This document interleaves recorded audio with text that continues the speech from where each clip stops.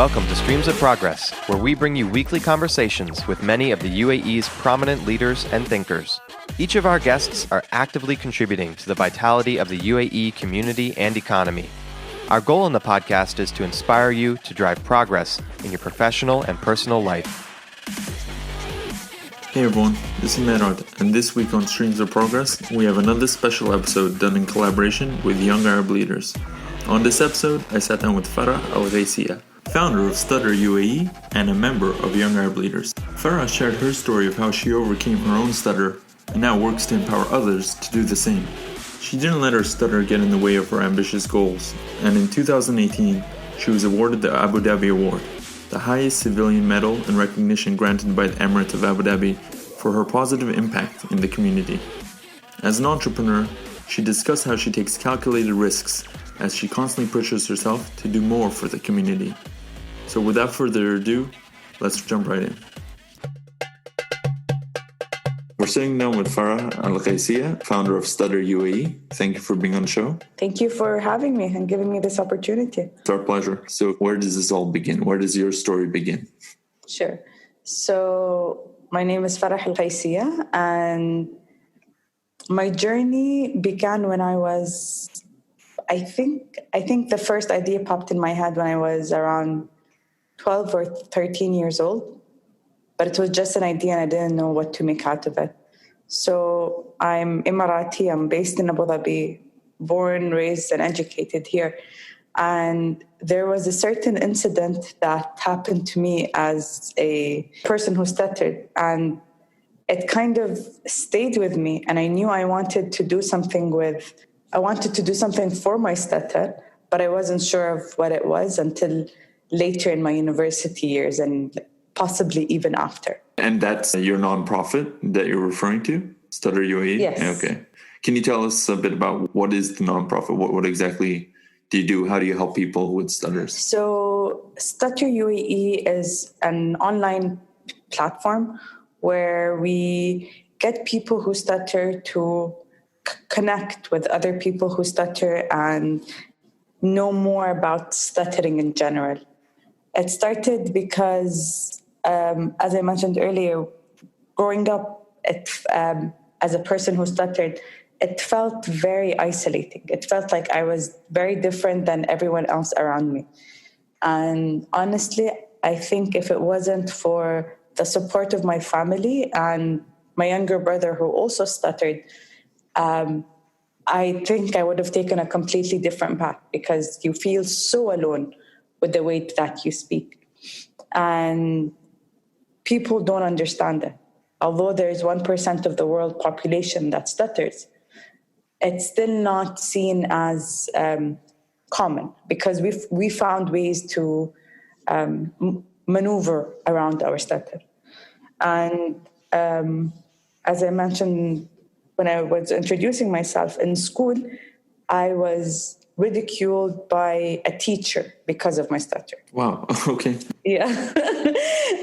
And that kind of forced me to become an introvert where I did not want to socialize unless I really had to. And that feeling stayed with me till I graduated high school. And I remember as I was looking into universities, I was thinking, I don't want this person who was forced to become however she became to continue that journey. So I decided I'm going to go into university and I'm going to challenge myself and do something that made me feel so uncomfortable. So I would stand up and during my presentations in university, and before getting into the topic, I would say, good afternoon, everyone. My name is Farah Al Qaissieh and I stutter. Please bear with me. And that was so scary. But the more I talked about it, the more I was confronting myself before anything else about my stutter. I started to stutter less. And that's when I realized that I have control over my stutter. It's not something that controls me anymore. Fast forward 2013, I met another person who stuttered, who wasn't related by blood or anything. And at work, when we would catch up and talk about our stutter, we felt empowered by talking about it. And Stutter UAE started by genuinely wanting to see who else in the UAE stutters. And it's incredible to see the journey that it's been on since then. So you mentioned Stutter UAE, it's an online platform. So does it work by educating people, connecting people? How does it actually help people with stutters? We have multiple things that we do. Online, mainly we share either stories by people who stutter here in the UAE or around the world. We post some facts and figures about stuttering and kind of get the dialogue going about topics related to stuttering and breaking the stigma. Another thing that we usually do, and in light of everything that's happening now, we're reconsidering and relooking how we do it, is we host the annual Stuttering Awareness Day event that happens in October. And that's where we commemorate our stutter and celebrate our accent, as we like to say in the initiative. We don't look at it as a speech impediment. Rather, it's our unique accent that we should be proud of. A question for you, because you said even before you began Stutter, you started to take control of it. Mm-hmm. Did you just do your own research? Were you in touch with people who were able to help you overcome it? Like, because from what I'm hearing, it sounds like it was a lot of a personal growth or personal mindset you attached because of that stigma that occurred in high school, where you said, I don't want to be that person again going through university like this. So how did you go about your own progress? Was it through support? Was it through your own learnings and educating yourself? How did you go about that? So I think for me, it was a very interesting journey because I was genuinely going through it blindly. It was a trial and error. So I would test something out that I knew wasn't working for me and see why it wasn't. So when I was saying out loud that I stutter, I wasn't sure how it would impact me or how the people in my class would react to it, knowing that when I was in a similar situation some years before that, it really made me feel uncomfortable. And I think what I wanted to do is test my tolerance to discomfort. So I did something similar when I realized that I stutter much more in Arabic. So I would go and try to speak in Arabic more often. I would take on opportunities where I had to present in Arabic. And my approach was not scientific. It was not a fully thought out approach, to be honest. But it worked for me. I remember when I spoke to my brother about those things, he would tell me that he found his channel of managing his stutter through his art. Other people would write their emotions. So I think that's the beauty of stuttering, is it's very unique, yet it brings us together. And for me, it was testing things where I knew I would feel uncomfortable, but because of my surroundings, my family, my friends that were accepting of me regardless of my stutter, kind of made it more safe to test those things. I find it very fascinating, actually, when you mentioned in Arabic your stutter was more pronounced, where the thought of the phenomena of being multilingual and a specific language, you actually stutter more in the other language. Because I just think typically people would think if you have a stutter, it's common throughout any languages you do speak. But what you just hinted at right now is that it's unique to each individual. And also, like you just said, you had more of a stutter in Arabic than you did in English. So that's a very interesting point. Because a lot of people that stutter, and like after we're having conversations, it's quite common for us to stutter more in our mother tongue. Why? We have no idea. Like, we know it has something to do with our genes. We know it's something to do with our biological and neurological makeup. But why do I stutter more in Arabic than I do in English? I don't know. But what I like to believe is when Farah is speaking in her mother tongue, because it's her mother tongue, she is expected to know how to speak it. And because she's Arab, because she just happens to be Arab, that Farah stutters. It's in her composition that she stutters. Now, when Farah that speaks English or whatever other language, it's a character that I've built. It's a character that I made up, that I chose to have her not stutter as much. Mind you, this is just my own interpretation of how or why this happens. But it's quite often and it's quite common that people who stutter more in their mother tongue than any other language. It could be pressure. It could be the self-belief that because this is my mother tongue, I'm expected to speak it fluently. I don't know. There might be this expectation, and it might not even be from others. It's on yourself, where you actually have this expectation of how you're perceived or you think you're perceived, and therefore more pressure is built on, it creates an extra layer of pressure on an individual. Exactly. All right. So beyond just Stutter in the UAE, you've also launched iStutter Center, which I believe is a collaboration with a Speech Care Center in Portugal. Can you tell us a bit more about that? Sure.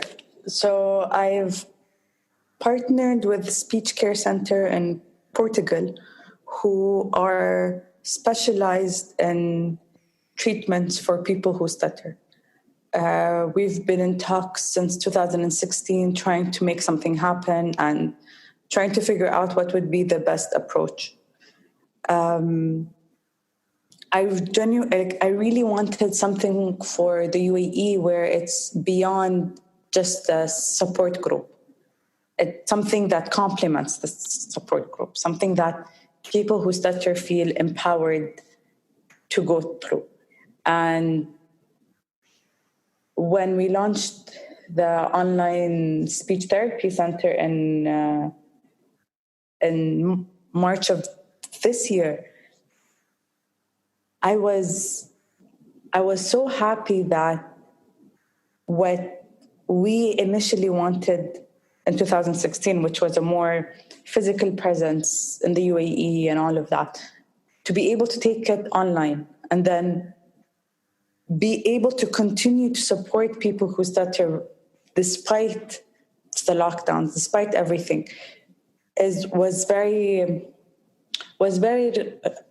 rewarding, because a lot of people who stutter are seeking treatments, but they might not feel comfortable going to some because it's very, speech impediments are very general.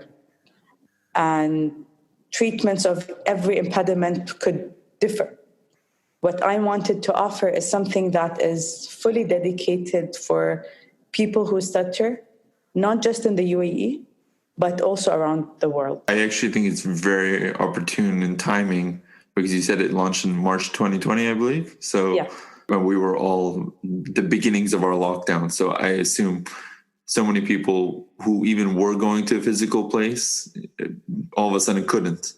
So by being online, it not only helps people who, aren't comfortable going to such a location, but also allows people, when we were in lockdown and quarantine, just trying to, protect, everyone else in society by less interactions, it allows you to still continue the therapy you're doing online. Yeah.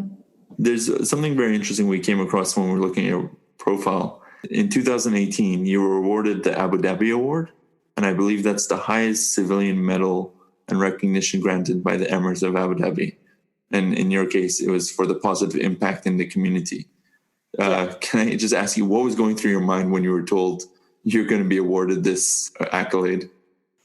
So, like, even 2 years later, it's still something that I don't fully think it sunk in, because it's such an honor to have been one of the recipients of the awards.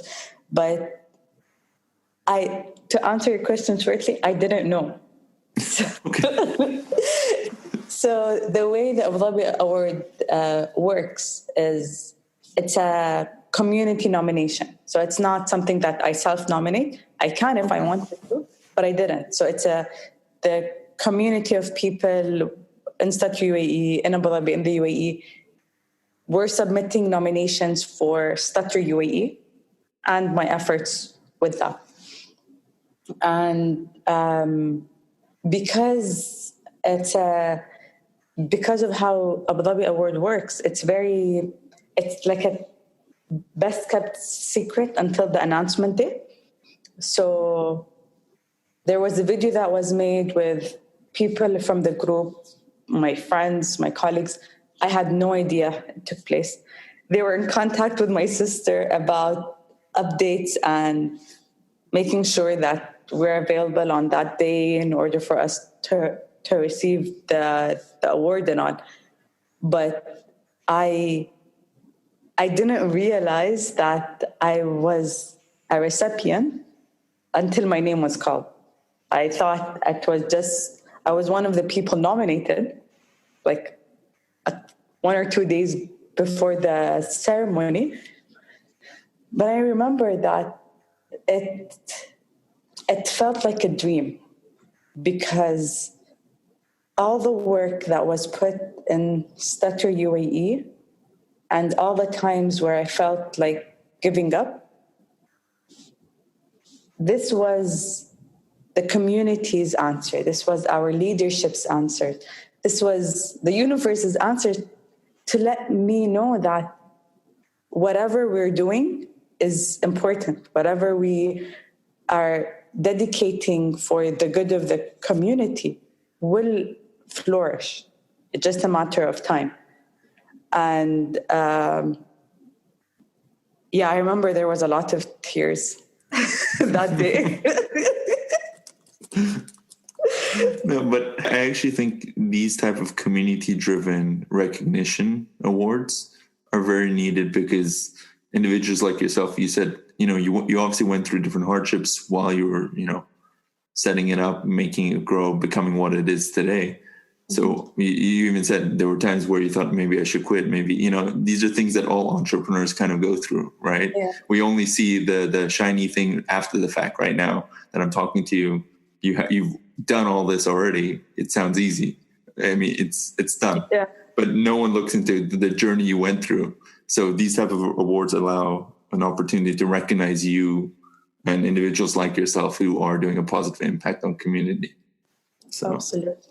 But you're not done. Your story doesn't end with just the work you're doing with Stutter. So also in 2020, I believe, right, you recently co-founded Guiding Stars, which is another online platform for guiding mothers into raising twins in a more mindful way. One, where did this inspiration come from? And two, why this specific cause? So the inspiration came from my own experience as a mother of twins. And when I first became a mother, my whole life flipped upside down. It wasn't until later in my pregnancy that I found out that I was experiencing prenatal anxiety, and then after delivery I had postpartum depression.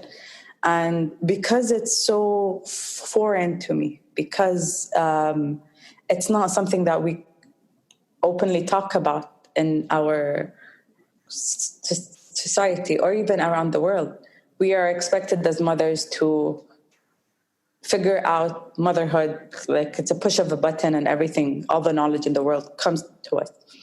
And when I started talking to my co-founder, Amina, about this idea that I have, she was totally on board because she too experienced the challenges that comes with raising twins, because she also was a mother of twins.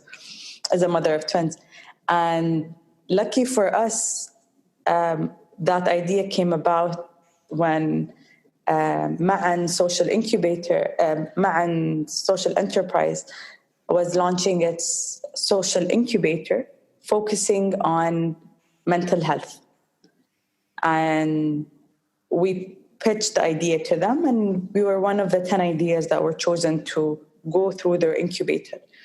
And what really stood out for me in this journey is, as mothers, as parents even, we are very often sucked into our motherhood role or our parenthood role, that we forget ourselves and we end up neglecting our own well-being, whether it's the emotional side, the mental side, the physical side, any of that. And before we know it, we are running on fumes. And that isn't healthy, not just for us, but for our kids. And in order for us to be able to parent better, we need to be better. And that's kind of the main purpose of Guiding Stars.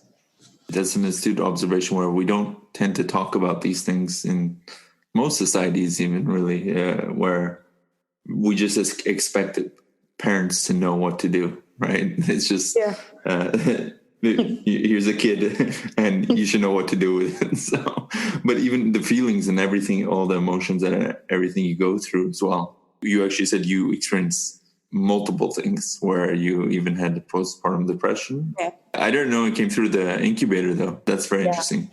It was a very eye-opening experience because it was nice to see that there's so much entrepreneurship efforts that's happening in Abu Dhabi, in the UAE, or even in the region that wants to support people with their mental well-being, with different segments of society. And having a platform like Ma'an that is kind of breaking the stigma and letting people talk about mental health, I think it's very nice to see. It's multiple things. I think most of what Ma'an supports is along the lines of social entrepreneurship specifically. Yeah. So speaking of entrepreneurship, you're also a member of Young Arab Leaders. In the past, we've done interviews with the chairwoman, Mona Al-Gurg, the vice chairwoman, Najla Al-Midfa. Can I ask you as a member, what made you decide to join Young Arab Leaders? Honestly, when I first heard about Young Arab Leaders and what they envision to achieve and why they exist, and knowing Mona, for me, that was the perfect platform to not just me benefit from being a member and adding that to my honors, but it was also a unique opportunity where different inspiring Arabs from around the region are coming together, are sharing their experiences, are supporting each other. And having access to such a platform is something that I think I continue to benefit from as an individual, as an entrepreneur, and definitely as a mother. And how do you think you can contribute to the youth and help develop the next generation of leaders through your membership of Young Arab Leaders? Before I became a member, and I got to see how these inspiring individuals were truly making a change in the way that they do things, with the way that they work. And wanting to have access to that, I think, is key. And being a member now, and the younger generation seeing that the efforts that we do, the impact that we do on an individual level is catching the interest of the mentors, you know? And when I say mentors, I mean the other YAL members who have a vast amount of expertise and knowledge and are able to genuinely and truly advise rather than just hear out. And that's what I hope to be able to achieve with being a member, and for the next generation is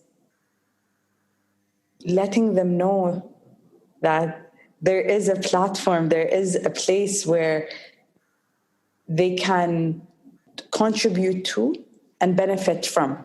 You kind of hinted at maybe what I'm going to ask next. What sort of role do you think an organization such as Young Arab Leaders plays in empowering women founders like yourself and women leaders in other industries? And I think you hinted at it when you said it's a role model and a bit of mentorship as well.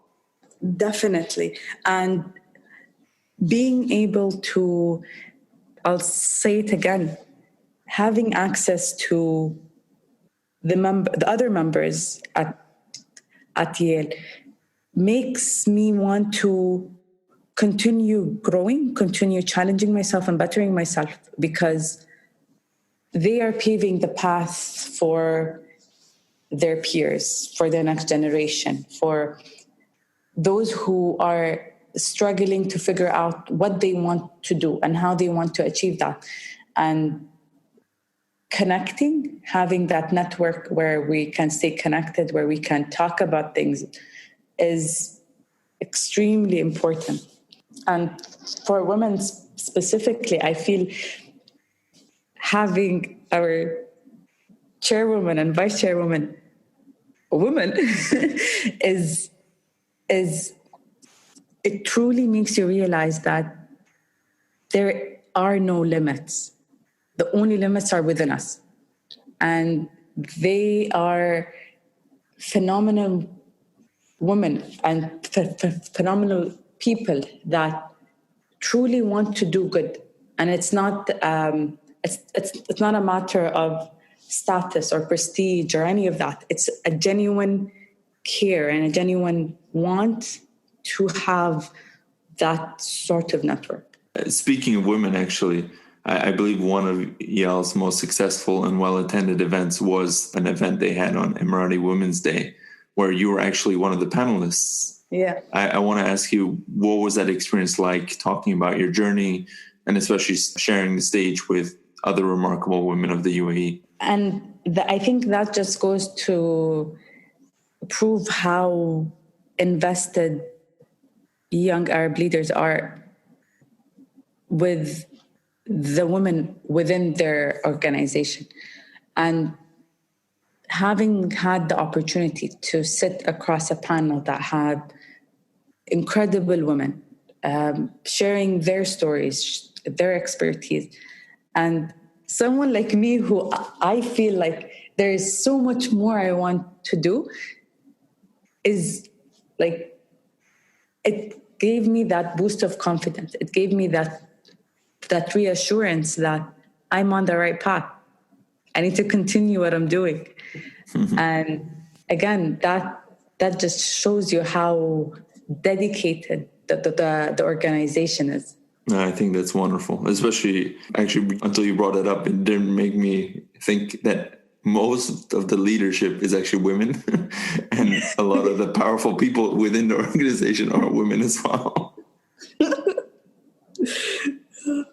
I'll move on to a bit more personal related questions. All right. This is one we tend to ask our guests, and I'm actually interested to know who you'll say.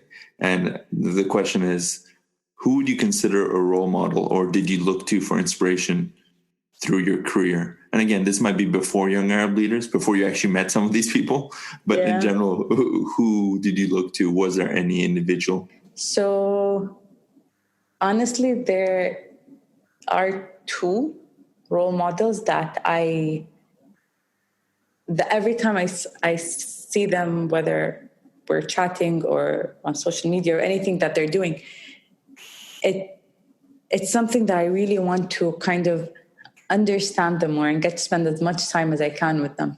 The first is Najla al-Midfa.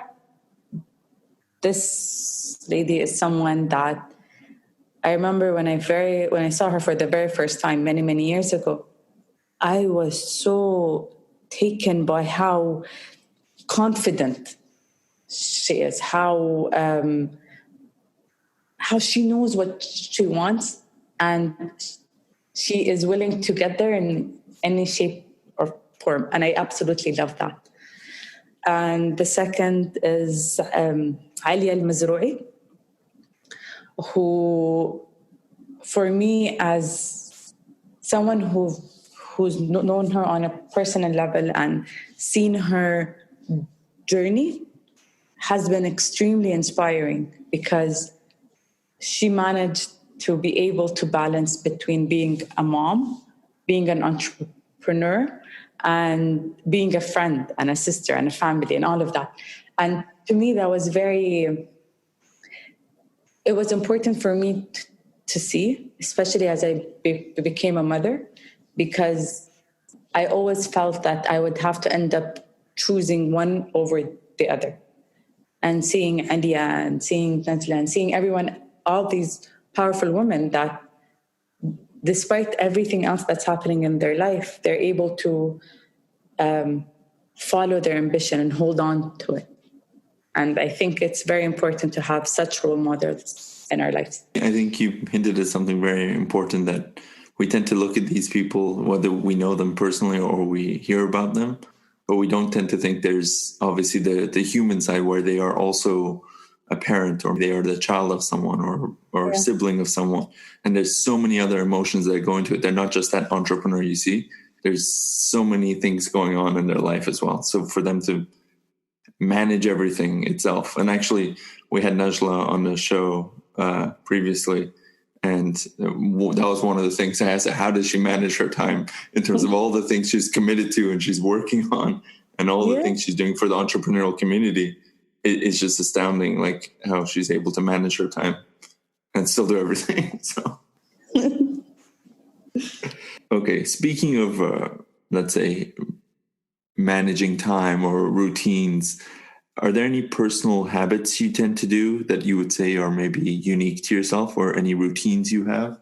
I don't know whether they'd be unique to myself or not, but one of the routines I make sure that I do every night is, no matter how busy my day has been or any of that, I make sure that I spend the half hour before my kids go to bed reading a book for them.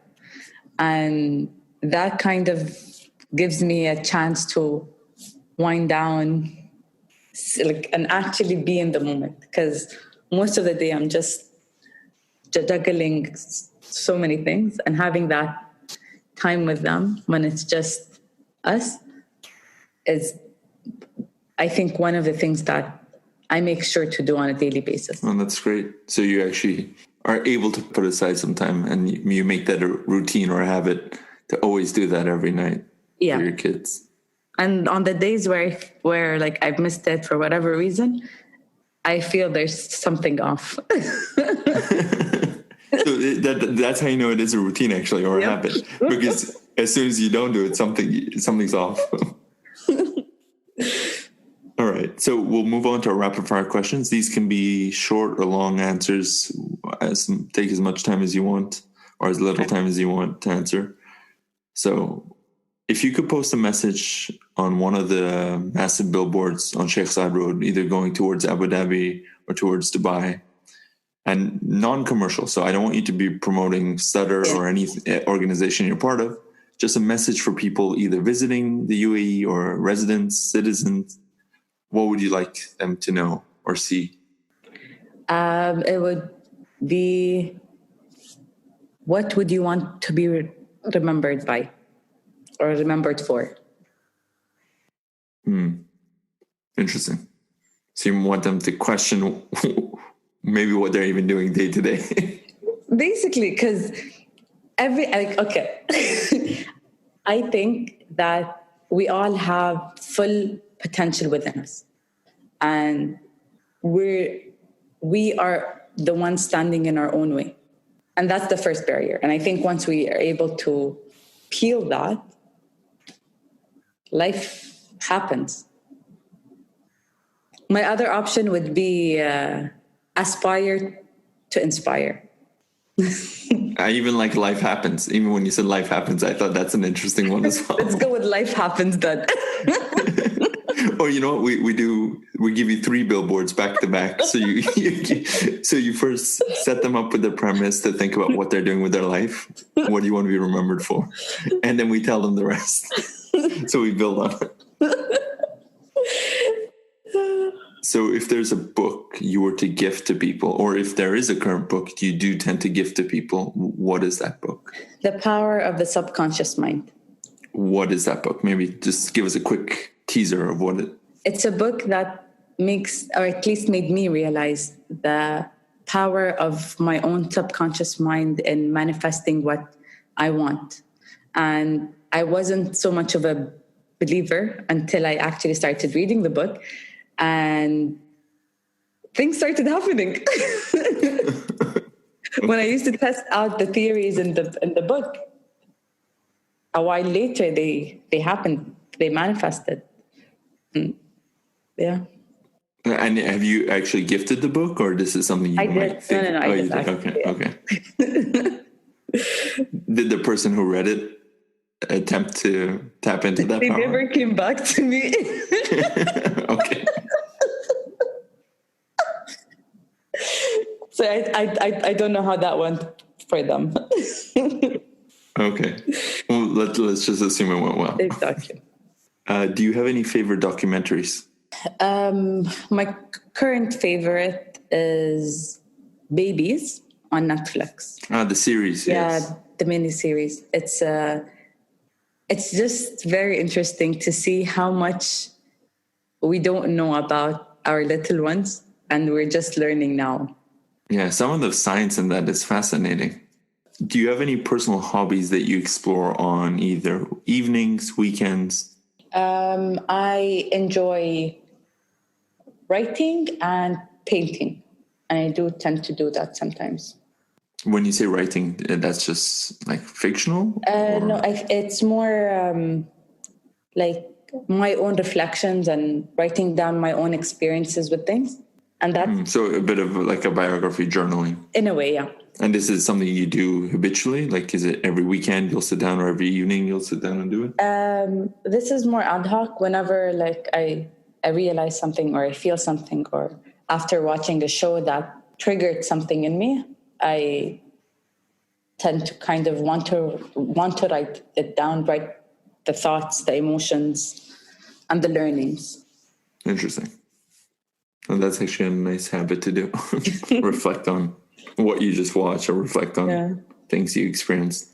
Okay, this is a grand one we tend to ask people. As we all know, anyone who's been in the UAE knows, it's one of the most ambitious countries in the world. So if you could propose to the country to follow a dream initiative of yours, something very ambitious, like, I mean, when I'm saying ambitious is because they're already thinking of setting up a city on Mars. Yeah. So if you were to propose something ambitious to them, or some type of dream initiative you would like to see done for the country, what would that be? Wow.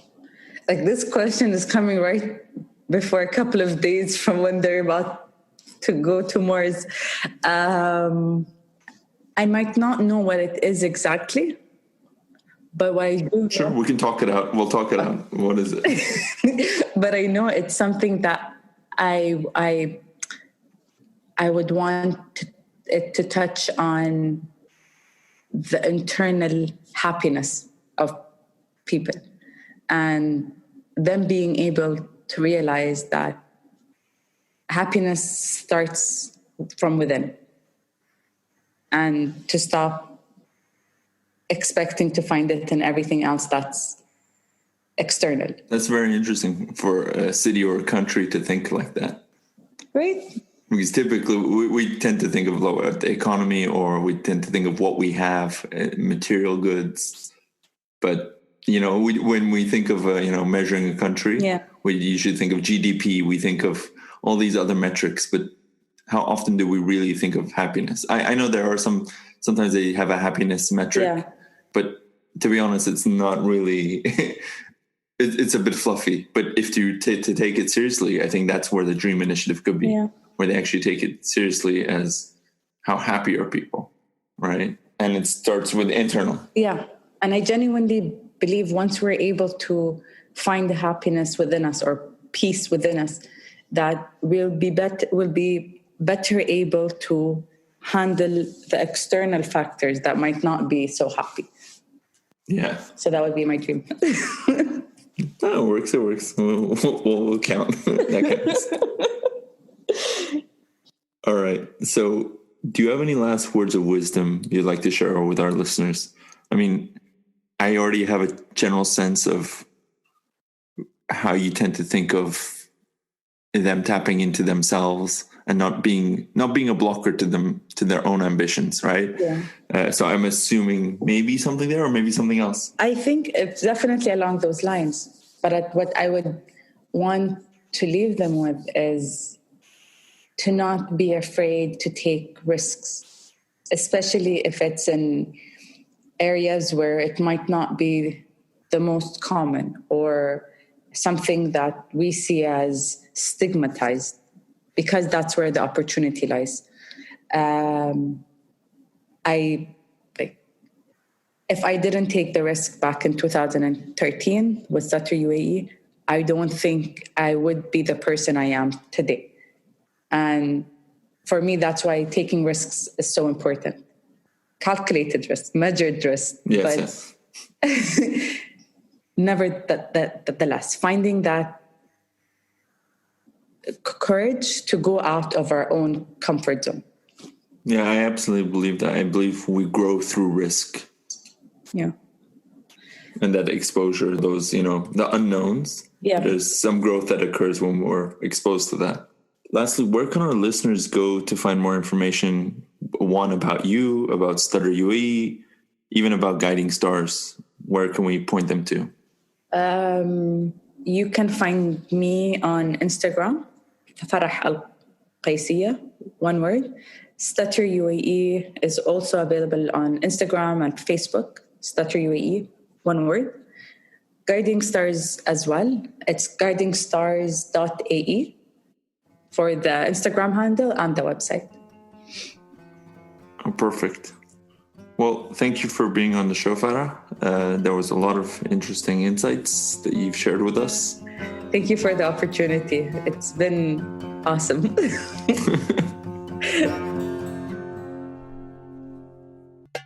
You can find this episode's show notes on our website at streamsofprogress.com/Farah.